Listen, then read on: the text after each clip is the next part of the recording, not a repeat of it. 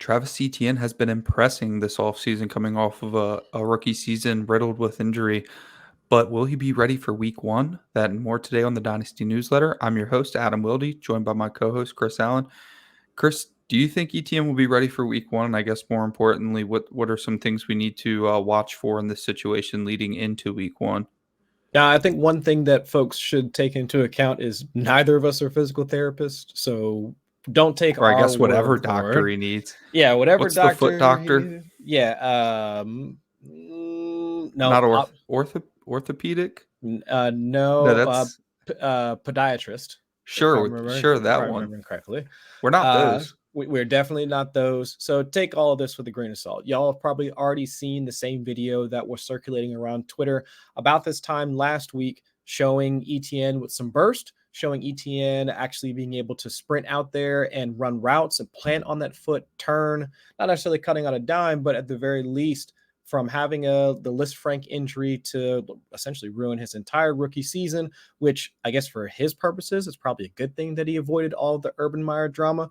But still, if there was said so himself. But yeah, I mean, if there's any hope for his dynasty value essentially stabilizing, because he was more or less in free fall after getting an injury his rookie season, after all of the turmoil that the Jacksonville Jaguars went through in 2021, this is probably the best news that we could get at this point.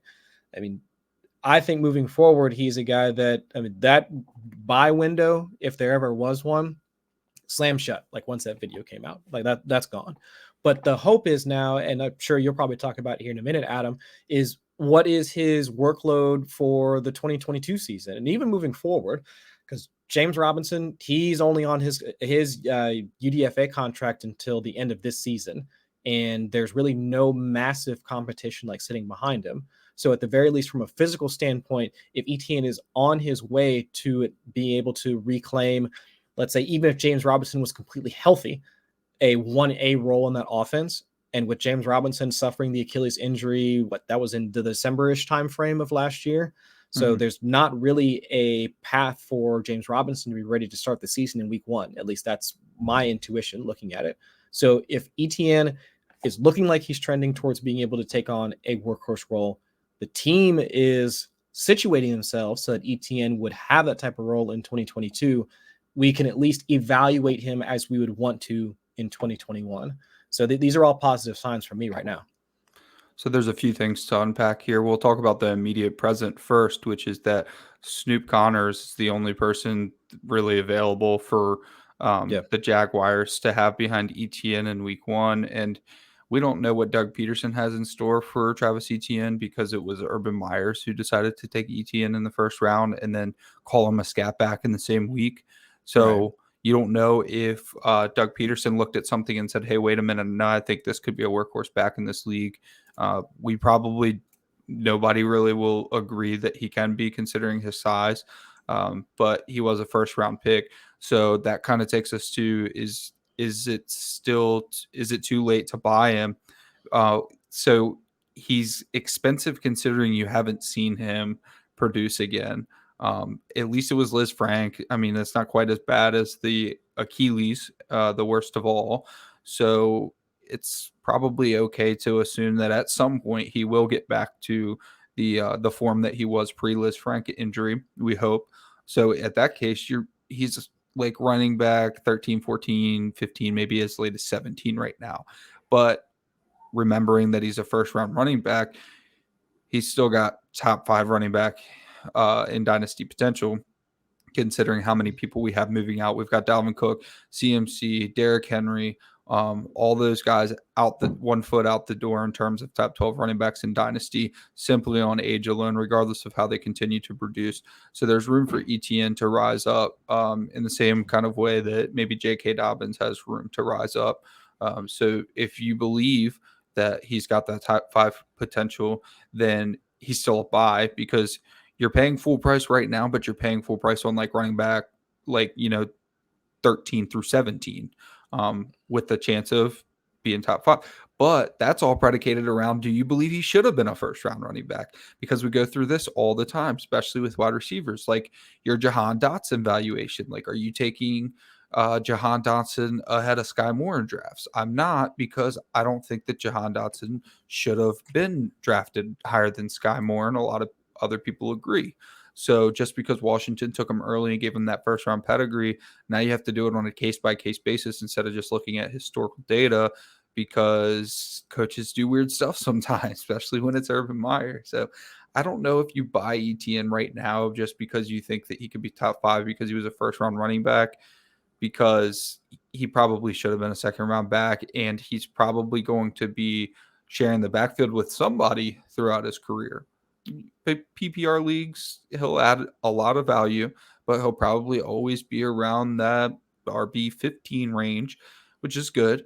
And you're correct that James Robinson's probably going to leave, but we talked about this when we were doing some underdog stuff together, and James Robinson doesn't have to go to a new team. They could be, if they like what they see out of James Robinson, he's going to be super cheap, super cheap. So just because he's going to be a free agent next year does not mean that he's going to move on to another team. We're seeing backs stay with teams. We're seeing backs get super cheap contracts. Like James Conner played on a tiny deal. Somehow Kenyon Drake got 10 million. So yes, you can play devil's advocate, but most running backs are playing on super cheap deals now with incentives. So I could see James Robinson staying and just being a nice 1-2 punch. In that case, you're still probably buying at Etienne's floor right now. I don't think he's going to go any lower than his current valuation. No, I don't think so either. And honestly, I wouldn't mind if James Robinson winds up staying, to be quite honest. Sure. I think the big question is, will we get a chance to fully evaluate like Travis Etienne, like not just as a running back? I don't think there's too many questions that I don't think it's going to take long for us to evaluate Travis Etienne like as a runner. Like, give it, let's say 4 to 6 games at most to see if the collegiate production or the skills like that he had, like when he was still in college, translated well to what he's going to be asked to do at the NFL level. I would say give that 4 to 6 games. Can he still slow down? Is the vision still there? Capable of reading the gaps, getting explosiveness through, that he explosiveness still there. All the things that so many of the coaching staff like down in Jacksonville were saying that he had, and the reason why they took him like where they did. Right. But the thing that I want to be able to evaluate is, are they actually going to allow him to be in a situation where he can catch passes? Now, I know this was an Urban Meyer thing, saying that they wanted like that slasher role for him to actually, maybe compete with a guy like Laviska Shenault to take some of those like shorter targets and then just kind of turn, boom, go, have that explosiveness, capable of beating the secondary, whatever the case may be.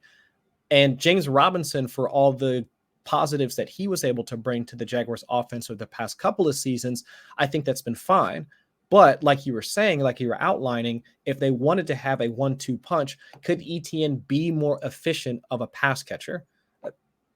I think he'll be a great runner, like pure runner. I think he'll be fine as a rusher. But for fantasy purposes and for dynasty purposes, if we are going to have to buy him, or if the folks that are currently have him on their roster that sunk one of their first round picks into him a couple of seasons ago, they need to be able to know if that cost is still going to be something that they can hold on to, even if they get like 90% of that back or 75% of that back or whatever.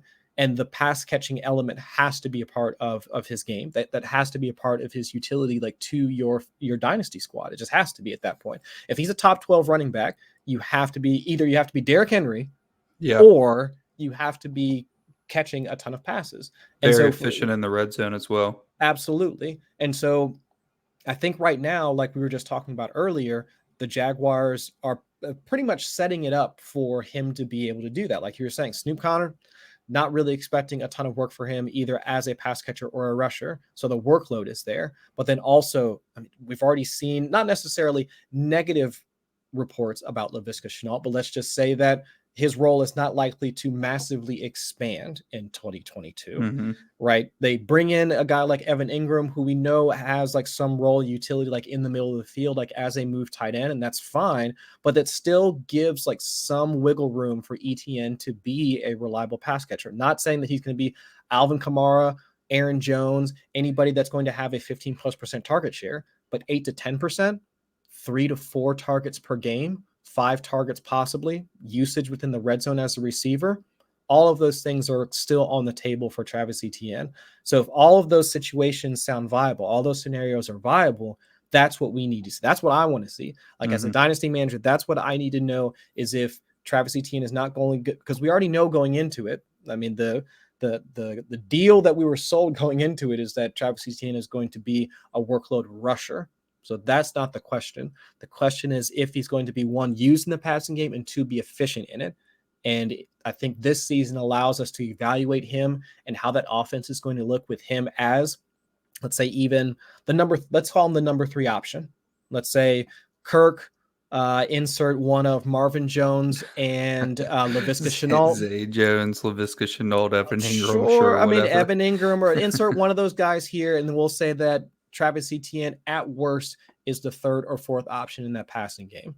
Still, that I would think that would still earn him 2 to 3 targets per game, maybe an 8 to 10% target share, somewhere in that range, which is enough for us to say, yes, like that should be like the top 12 dynasty discussion is still something that we should have like around Travis Etienne. And right now the situation is conducive to that workload. Hopefully we'll hear more and more positive reports like once we get deeper into the summer and actual training camp starts up and we start getting all the fluff pieces that you typically get about some of these second year guys. Or even, I mean, for him, he's brand new. I mean, Doug Peterson and him are just linking up for the first time. So the hope would be that we continue to hear more good things out of Peterson like throughout the offseason. And so if that's the case, then I'll be more and more confident in Travis Etienne being to maintain, I would say at best, or somewhere around, let's say, a top 12 rank from here on out. And I mean, people could be listening in and saying, of course he's going to catch passes. Why are we even worried about that? But that's not necessarily true, considering there's a list of CEH, Josh Jacobs, the list Antonio goes on Gibson. and on. Antonio Gibson, of people who were brought into the NFL with receiving pedigree and were not given the opportunity. But when we mentioned that receiving core just the way we just did, I'm thinking, well, the top 5 upside is there because he could get to that 18% target share number. Because if he got between 15 and 18% target share, he's RB5. That's top 5 upside. He's right top there. 5. That's top 5 dynasty running back right there. Yeah. I think what the team would want is for James Robinson and Etienne to be on the field together often. I think that they probably feel okay about Robinson because they haven't added anybody yet. And frankly, there's not really any free agents available to add at this point. And James Robinson is set to start practice in OTAs. So, yeah, he's not going to make the season. But 4 weeks in, maybe. So you get a nice early season from Etienne, a good showing, and you know what you've got. But you probably need to buy right now and not then. If you buy then, it's like, oh, my goodness, through 4 weeks, he's got a 22% target share. Yeah, there's nothing you can do. Then you can't go acquire Etienne all 4 games with a massive target share, but the opportunity is there. I mean, there's a lot of names in Jacksonville, but I mean, if by the end of the season Travis Etienne had the 2nd highest target share on the team, I wouldn't be super surprised, and I wouldn't even be super surprised if it wasn't Christian Kirk that was first. I could see maybe Marvin Jones having the highest target share with Etienne 2nd. So I think hopefully for everybody, James Robinson comes back healthy, and that doesn't necessarily mean death for Etienne's value, because if you look at the league today, workhorse running backs shrink every single year. I mean, Austin Eckler himself, the fantasy guy, Austin Eckler, has talked about draft me in fantasy this year because I am going to make sure I stay fresh. So even the running backs are considering that and saying, like, we don't want to be Emmitt Smith or whoever anymore. We want a nice 65-35 split with somebody that we trust to be good, which is why they've been drafting running back every single year for the Chargers to try to find someone. And now it's Isaiah Spiller. So if it just so happens that Travis Etienne's Isaiah Spiller is James Robinson's probably going to do work between the 20s. And then we have PPR upside for Etienne. He'll probably be on the field the same time as James Robinson, and he will be utilized in the red zone. Actually, he'll be like the primary red zone piece like Alvin Kamara is. So I've pretty much sold myself on trying to acquire Etienne between 13 and 17 overall, with a lot of outs to get into that top 10 conversation this year. Yeah. Oh, yeah. And but like you were saying earlier, even if James Robinson, I would say at this point, you almost want them to re-sign James Robinson. Because they could bring in somebody that hasn't had bigger, an Achilles higher tear, draft capital. Yeah. I mean, because the moment they roll into the 2023 draft and they even take, let's say, a 4th or 5th round running back, everyone's going to be like, well, Travis Etienne doesn't do this, Travis Etienne doesn't do that. Yep. This is going to make an instant competition. I mean, look at how we reacted to the Eagles with Miles Sanders when Kenny Gainwell immediately came on the scene, right? And it was just, oh my gosh, because we just haven't seen this player hit in the manner that we would want to. If they weren't just an instant RB1, like top 12 type of production, and they bring in this other back, regardless of if it's dig through capital or whatever, we automatically want to bring the other player down, like the original player, that the veteran, we want to bring them down. So I'd almost want them to re-sign James Robinson. James Robinson was capable in producing from a fantasy perspective. He wasn't super efficient. He was efficient as a rusher, not as efficient as a receiver, but still the volume was there for him because it didn't have a ton of competition. But with this 1-2 punch that they could possibly have, not just in 2022, but and beyond, if they wind up re-signing him, I think that would probably be the best case scenario for him, instead of trying to figure out what it's going to look like if they wind up drafting any of the running backs, let's say with at minimum like day 3 draft capital in 2023. Yeah, I think James Robinson's a heck of a running back, but I'm still weary about the Achilles. I'm not sure. Maybe I'm being pessimistic, but I'm not certain that I'm considering Cam Akers a success yet. I'm drafting him as if in best ball, I'm drafting Cam Akers as if, okay, he made it back in one freaking season last year and didn't look good, in my opinion, by efficiency metrics, didn't look good in the playoffs, but he made it back for the playoffs. So that means he was healthy enough to play football after an Achilles tear. He certainly wasn't terrible.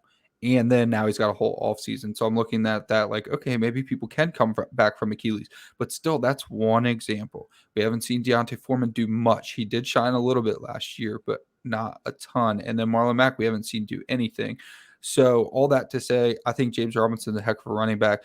But if he comes back half of himself and then the Jags re-sign him, okay, well then Etienne's probably a feature back and then he might get to a 70%.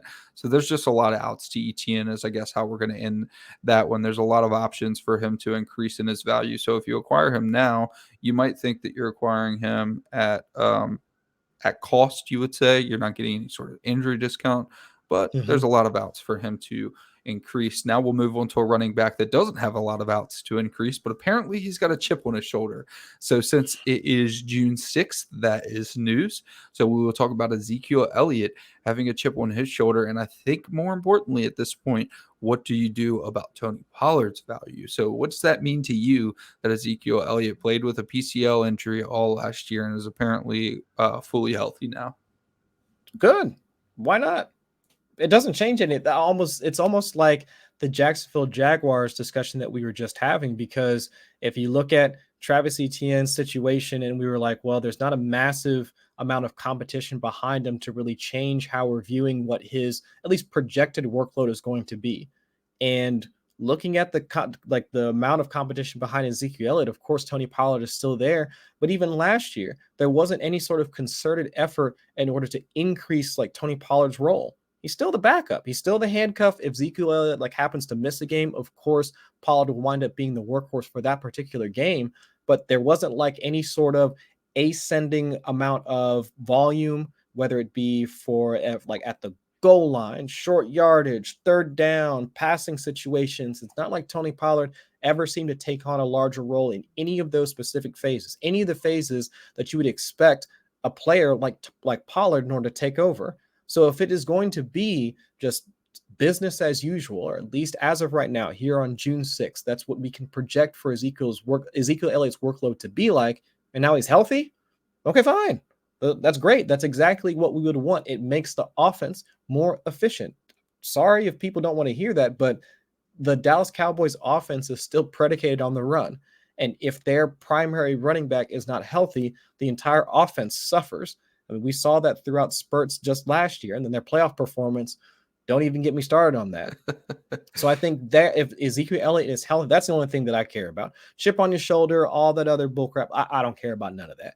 I just want to make sure that a focal point of an offense that has been fantasy friendly for the past few seasons, now with Dak, also with the coaching staff in place to allow at least a bit more passing or a bit more creative, like on offense. I mean, that's all I care about. So if he's healthy, sure, it's all systems go for the Cowboys in my eyes. Yeah, so I had a tweet the other day about the situation, and that it's like, do I believe that Tony Pollard should be the future running back for the Cowboys? Yes. Do a lot of Yes, people listening to everybody. this believe that Tony Pollard should be the featured back in the Cowboys offense? Probably.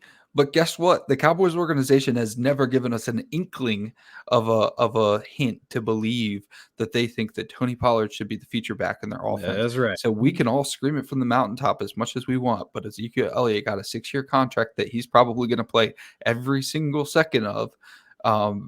Like, they paid him an egregious amount of money. They gave him a lot of job security. They love him. He's Dak's best friend. I could go through every single narrative for you. So every year we're going to do this with Tony Pollard, and we should. Tony Pollard crushes every single metric that has to Good do with player, touching the football. efficient player, good He's a player. fantastic player, but it does not matter.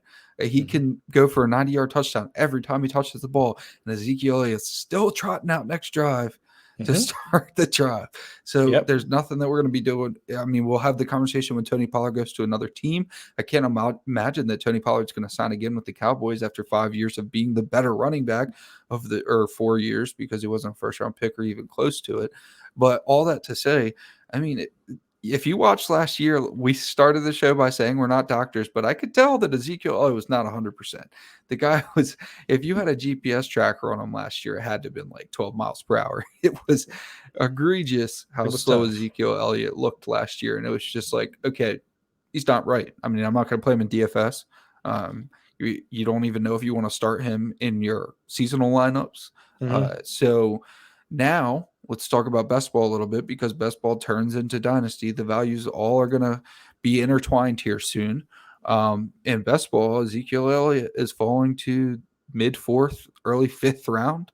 And just last year, we were drafting him 5 overall for no change. Tony Pollard was there last year. Tony Pollard was good last year. And he was, so, his value, it's tough, because I want to say probably time to go value, or time to go buy Zeke at value. But that's tough because he's an old running back. And like we said earlier in the show, with how easily Etienne's going to surpass these running backs just based on age, Derrick Henry can be running for 2,000 yards and he's still going to fall out of the top 10 just because he's going to be 28 and 29 soon. So all that being said, I mean, it's really hard to say go acquire Zeke, because you're never going to be able to trade him for anything. I mean, who wants to send a 2023 first for Zeke? Absolutely.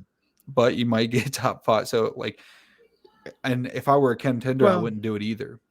Yeah, I think I would, but it's more of a situational type of thing, because I do think that there's at least, you would have a leg to stand on if you do believe that your team is a contender. And if you wanted to move for a running back that's going to get you that level of production, or at least that amount of volume, right? Primary rusher on your team even last year, like with the PCL injury, 10 to 11% target share on an offense that we know is fantasy friendly. I mean, and this year with the removal of Amari Cooper, unless you're expecting Jalen Tolbert, James Washington, there's so many other pieces or so many other targets up for grabs at this point. Who's to say that Zeke doesn't at the very least meet last year's target share, but exceed that on top of the rushing? For me, it becomes an easier sell to be a buyer at that point, because you do know that those touches that he's had historically should be there for this year, on top of whatever gets left over from them altering their offense now with Amari Cooper gone. Yeah, I mean, of course, if you traded a 2023 first for him and it ends up being the 112 and then you win the championship because Zeke was the top 5 running back again, then obviously you look like a genius. I don't know that I can advise anybody. For one, it's so hard to project what your first round pick is going to be. A lot of times I traded a future first for Henry Ruggs one time and thought that I was going to be a contender, and then it ended up being the 106. It was terrible. So that happens. You never know. So I certainly couldn't advise sending a first for Zeke, but if you're a contender, you're going to pay a lot less than whatever the top 5 running backs should cost this year. And I'm not predicting, or should say, I'm not projecting that he will finish top 5. I'm just saying at this point last year in seasonal, he was being drafted in that top 5, top 8, and nothing has changed. Nothing has changed except for he's completely healthy now. Granted, he was completely healthy last year when he was being drafted that high, and then he got hurt during the season. But there's no reason besides an extra year and an injury-riddled season to say that he can't produce there again. And even from a dynasty standpoint, what's his long-term outlook? So let's say if you do wind up being one of those teams that wants to make that push for this year, you probably have him for 2 more seasons. And again, the expectation, at least looking at the way that the Cowboys roster is constructed and the way that they've drafted historically, what are the chances that, let's say, Tony Pollard winds up leaving next year and they bring in, I don't know, one of the, let's say, at minimum day 2 draft capital for running back to compete with them? I don't see that happening, to be quite honest. So if you get 2 years of that type of volume from from him, and your team is at least in contention, let's say this year, but also has enough pieces to kind of get through most of 2023 as well. Again, from a long-term outlook, it's not the worst move. Again, if your team is situated for that type of player to come on your roster and maybe help you make a push for the championship. And actually, we're kind of mistaken. It's probably going to be, it's 2 years before his cap hit is reasonable. So his I think next year it's like 11 and some change, if I remember. 11 and some change in 23, 24 is 6 million. They're not going to shed that either. But in 2025, he's going to they could shed 6 because he's going to cost them 14 against the cap. So that would save them 8 if they were strapped, and maybe they're rebuilding at that time because Dak's contract will be up. But 2020, so at the least you're getting 2 years, minimum 2 years. No matter what, you're getting. If 2 not, years. you might get 23 is 100%. Yeah. So and by then he'll be what, 28? Yeah, he'll be 28, but it's a little different for me. I always go back and forth with, do I care about the age of the contract? I know I talk about it all the time on this show. I care more about the contract. If he's under contract until then, sure, that guarantees that he's not going to go like back up Leonard Fournette for the Bucks or something, like LaShawn McCoy's twilight years, like, that kind of situation is LaShawn. Yeah, LaShawn McCoy's value went for when he left. He went from like a top tier running back to a role player. And that's just what happens to running backs when they get older and switch teams. Their value just tanks. So he's staying on the same team for the next 2 years, probably 3 years, because they love him, and they're probably not going to shed him for just $8 million when it's going to cost them $6 million to get rid of him.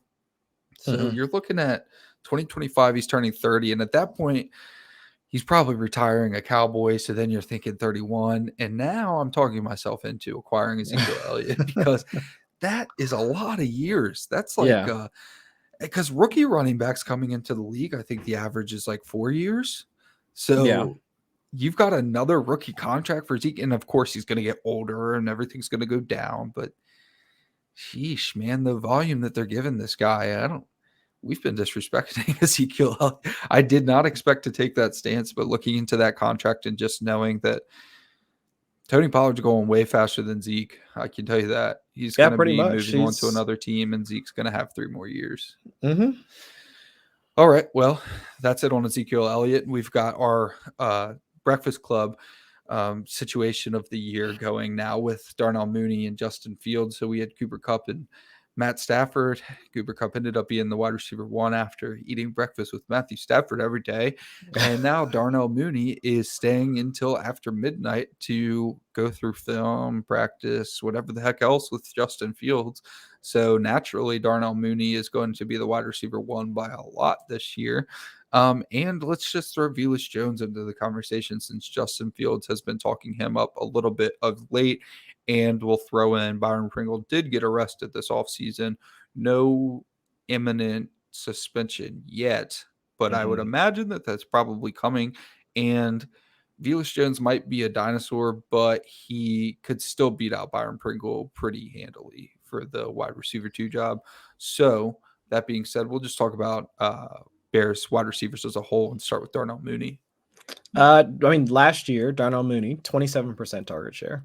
I mean, that's really egregious with Allen Robinson on the roster, whatever was going on there. That's with Allen Robinson on the roster, them switching back and forth between, it was like, if it wasn't Justin Fields, it was Andy Dalton, right, for a hot minute as well. Yep. So it's like, with all the turmoil that was going on last season, Justin Fields, rookie season, Mooney still had 27% target share. That's where the conversation starts and ends. So now if there's going to be a greater connection between him and Justin Fields, if now also there's going to be a larger route tree incorporated into the way that Mooney is going to be deployed on the field, I'm all for it. Because remember, in his rookie season, Mooney was pretty much billed as a deep threat more often than not. Very much akin to DK Metcalf's rookie season. Yeah, more intermediate to deep routes in his rookie season. We saw his ADOT actually try to start to fall back in 2021 throughout most of the season as he was being molded into the Bears wide receiver 1. So if there's going to be an even larger development or evolution in the way that Darnell Mooney plays the game, because if you looked at how his reception perception that Matt Harmon laid out in his rookie season, this was always in the realm of possibility for Darnell Mooney. He just needed to be in the right system to allow us to see not just the deep threat, because we saw that his rookie year, but also the footwork, also his ability to run just a multitude of routes. And so I do think that this is all good things, but it's just, are the Bears really going to put the offense into the right situation in order for all of this work to actually shine through, for us to really see all of the things that we're discussing now? Breakfast Club, staying late to do all these things, blah, blah, blah. All those good things, but will that actually turn into fantasy production come, October, December, when we need those points?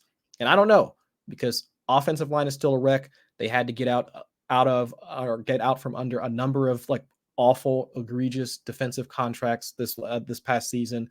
So they're going to have to take it on the chin. They already did this season. They're probably going to have to take it on the chin again next year before they're really back to, let's say, normal, and they can start rebuilding. But I can at least say, for Darnell Mooney's sake, if he's going to be their primary receiver, I'm buying Darnell Mooney. Velus Jones and all the rest of the guys, I'm kind of out on, just because I have too many questions about the entire franchise, before I really want to invest a ton of my dynasty capital into the Bears offense. Yeah, because it's going to be tough. They're going to have a rebuild coming up soon, and David Montgomery's probably not going to be a part of that. So then David Montgomery is now a player you want to invest in on the Bears at cost. Cole Kmet, maybe. But pre-draft, I got dinged for not having Velus Jones ranked. So this is pre-draft. I thought he was going to get drafted way later, and I thought he was just going to be a return guy that's 25 years old coming into the league. And I got a note hey, just so you know, you don't have Velus Jones ranked. And I'm like, I don't want Velus Jones ranked, and I'm coming around on him. I mean, doesn't make a lot of sense, but he was drafted where he was drafted. It's a situation we talked about earlier. Should he have been drafted there? I don't know. He should not have been drafted where he was drafted, but I don't know how much further he would have fallen. He still would have probably been a third, fourth round pick at some point. So Velus Jones getting drafted where he was, and then the situation with Byron Pringle this offseason, just giving Velus Jones extra reps. Velus Jones is essentially free, man. I mean, he's 25. I get that. Some other guys came in old. Galladay came in old. Cooper Kupp came in old. It happens. not that Calvin old. Ridley came in old. Calvin Ridley was the closest to Velus Jones' age that I know of. I think Calvin Ridley was 24. Hayden Hurst was 25, but that's because he was a pro baseball player first. Yeah. So it's a weird situation with Velus Jones, but considering he's completely free and that I believe in Justin Fields, I'm okay starting to buy him. I do have him ranked now. So just so everyone knows, I do recommend drafting him at a point. In Superflex or single, you're still getting him in the third, late second. No, probably the third. I think you can still comfortably get him in the third and even the fourth in Superflex leagues. So I'm buying into Velus Jones a little bit, and I like Justin Fields' confidence this season.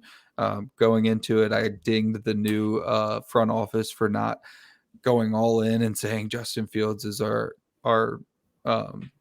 franchise quarterback, but everything's coming around there for the Bears. I'm gonna double check right now. I'm in a rookie draft right now with some folks over at 4 for 4. Let's see if Velus Jones is still available. Yep, I've got the 303 and the 304, and Velus is still available. I would probably take him at the 304. I mean, all right, we got a couple minutes here. Let's talk about what are some of the names that are going around Velus Jones. Is this one QB or Superflex? Superflex. All right, so what are some names around him? So let's see. Yeah, let's see. At the 212, David Bell was selected. Trey McBride. David Bell. Yeah, David Bell, Trey McBride, and Brian Robinson were the 3 picks, like right before here. So it's like, I mean, yeah, I would take those 3 guys. Yeah. But then what about the guys after him? It's going to be like Thornton. I'll take Velus Jones over Thornton. Tyquan Thornton. Jelani Woods. I would take Velus Jones over Jelani Woods, Snoop Connor, like we were talking about Definitely earlier. Velus Hassan Jones. Haskins. Velus Jones. Hassan Haskins isn't even going to be the backup. Yeah, Tyler Algier. You could probably talk me into taking Algier. Well, you have 2 picks. There you go. Yeah, so I could probably do that. Dulcich is still there too. Ooh, that's enticing. Yeah. So there are other options, but I think this is like the right area for. Yeah, I mean, you could Jones. trade. You could probably trade back and get him at like 308. Honestly, probably. Yeah. All right, well, everybody, it is June 6th, so there's not a terrible amount of news to go over. Please make sure you go subscribe to the newsletter. You're going to get wonderful information from Joe Bryant, Cecil Lammey, Sigmund Bloom, and then we're going to dissect that newsletter and find all the Dynasty relevant information that we can find. Also, please remember that we are going to be on our own feed coming up here soon. So instead of the Audible feed on Spotify, on iTunes, anywhere that you listen to us, you will find us on a new feed. So please subscribe to that so you see us, and then do all the cool YouTube stuff like subscribe, rate, review. That's going to be it for us today. Thank you so much for coming out. We will catch y'all next time. Peace.